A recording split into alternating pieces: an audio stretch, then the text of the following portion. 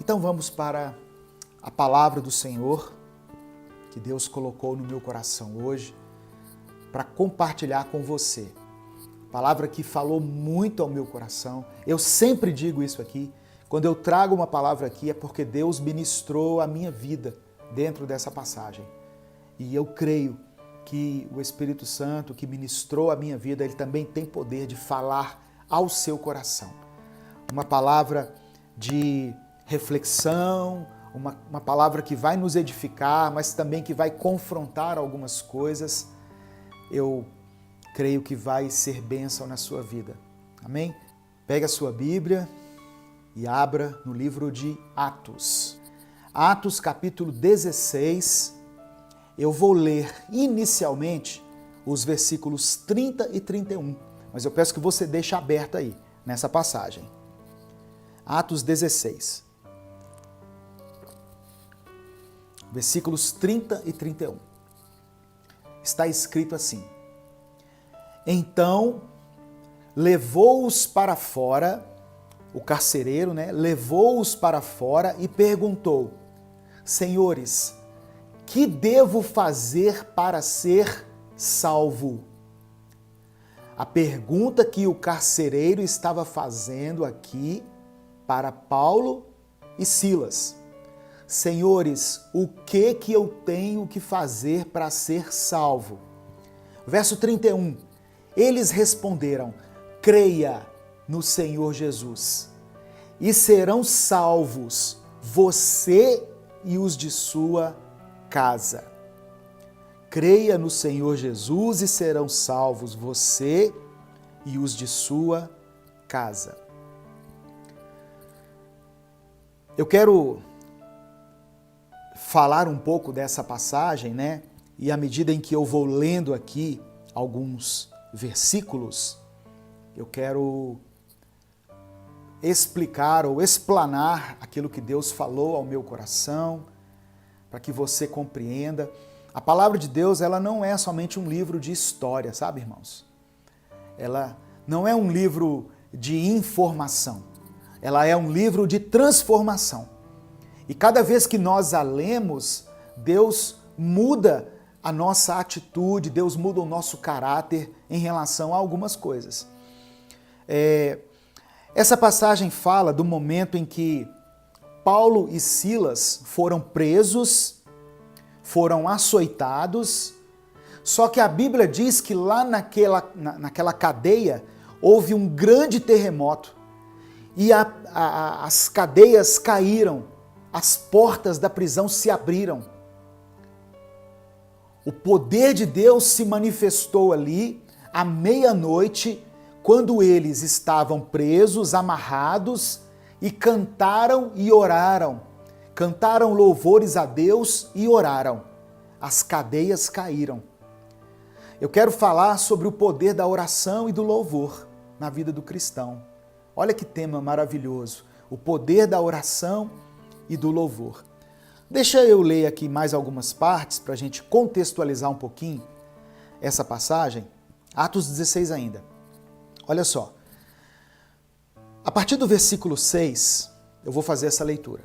Diz assim: Paulo e seus companheiros viajaram pela região da Frígia e da Galácia, tendo sido impedidos pelo Espírito Santo de pregar a palavra na província da Ásia. Aqui junto com Paulo estava Paulo, Silas, Timóteo e Lucas. Lucas foi aquele que escreveu o Evangelho de Lucas, mas também foi aquele que escreveu o livro de Atos, esse que nós estamos lendo. Lucas escreveu o livro de Atos.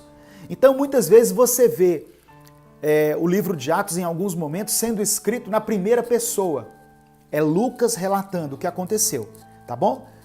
Quando Lucas falou de Jesus, ele não esteve presencialmente junto com Cristo.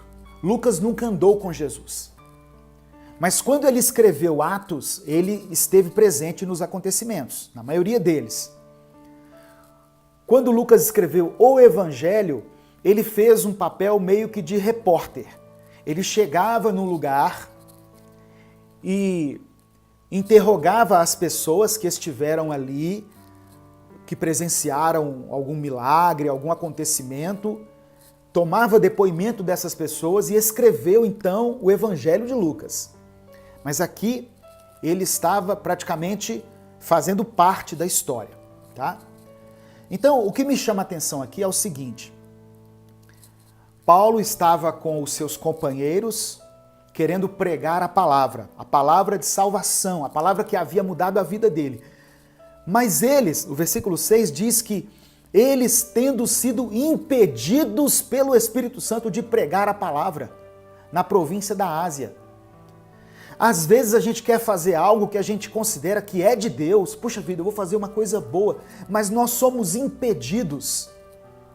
E aí a gente pensa assim, puxa vida, é Satanás que está me impedindo, é uma obra das trevas. Mas não, às vezes pode ser o Espírito Santo que está impedindo a gente. Paulo e seus amigos viajaram pela região da Frígia e da Galácia, mas foram impedidos pelo Espírito Santo de ir para um determinado lugar. Olha o versículo 7. Quando chegaram à fronteira da Mísia, tentaram entrar na Bitínia, mas o Espírito de Jesus os impediu. Novamente o Espírito Santo impedindo eles de ir para algum lugar. Irmãos, a melhor coisa é quando nós somos direcionados por Deus.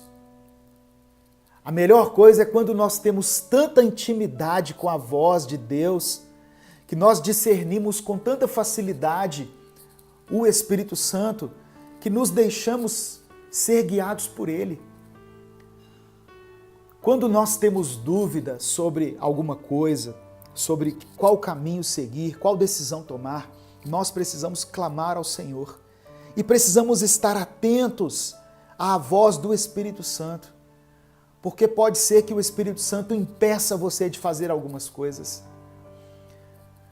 Nem sempre o Espírito Santo é aquele que nos impulsiona a ir para tal lugar, que nos dá coragem e motivação. Às vezes ele dá uma freada na gente, sabe? Mas nós, muitas vezes, de uma forma incorreta, atribuímos isso ao diabo. E não é. É Deus poupando você, às vezes, de alguma coisa. Amém, meu irmão? Então receba essa palavra inicialmente, foi algo que Deus falou ao meu coração. Nós precisamos estar atentos e estar dispostos a ir para onde o Senhor nos mandar, para onde o Senhor nos enviar, a tomar a atitude que Deus quer de nós. Muitas vezes nós somos motivados pela nossa carne, não é? Pelos nossos conceitos, como eu li aqui antes, né? Em Romanos 12 fala para nós transformarmos a nossa mente, porque a nossa mente carnal ela pode nos levar por caminhos que não são aqueles que Deus determinou para nós. Continuando a leitura aqui, versículo 8. Então contornaram a Mísia e desceram a Troade. Durante a noite, Paulo teve uma visão, na qual um homem da Macedônia estava em pé e lhe suplicava: passe à Macedônia e ajude-nos. Depois que Paulo teve essa visão, preparamo-nos imediatamente para partir para a Macedônia, concluindo que Deus nos tinha chamado para lhes pregar o Evangelho. Então, repare que o texto diz que eles concluíram que Deus os estava chamando para pregar o Evangelho lá na Macedônia. Olha como é tremendo ter uma vida de intimidade com Deus. Mas isso não é assim, como eu venho falando em outras mensagens, não é um processo que acontece de uma forma instantânea. Eles erraram o caminho 2 vezes até ir para a Macedônia. Muitas vezes nós podemos errar. Nós podemos tomar um atalho que não é aquilo que Deus tinha para nós.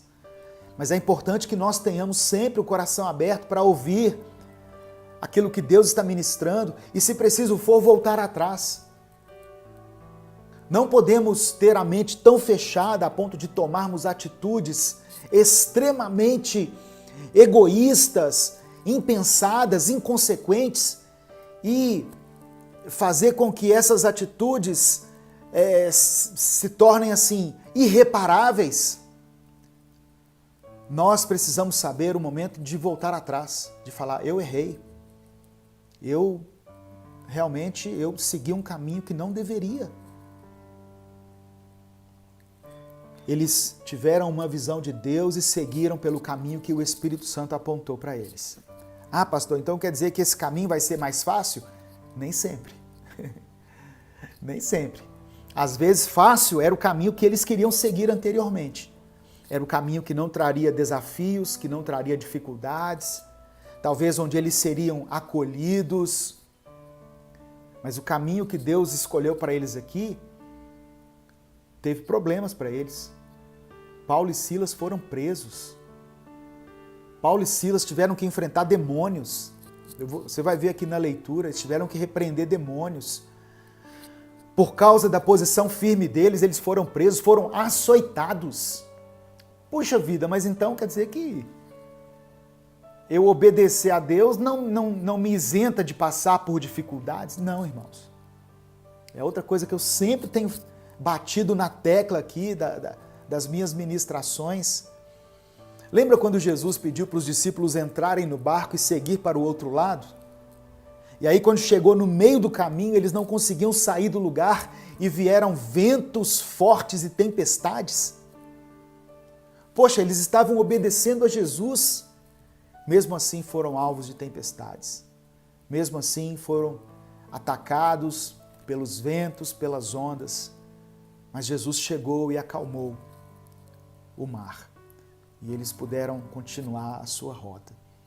Então, mesmo que você esteja sendo atacado aí, esteja sendo alvo de ataques espirituais, de afrontas, muitas vezes das pessoas próximas a você, não se desespere. Deus é contigo, Deus vai fazer com que você vença. Amém?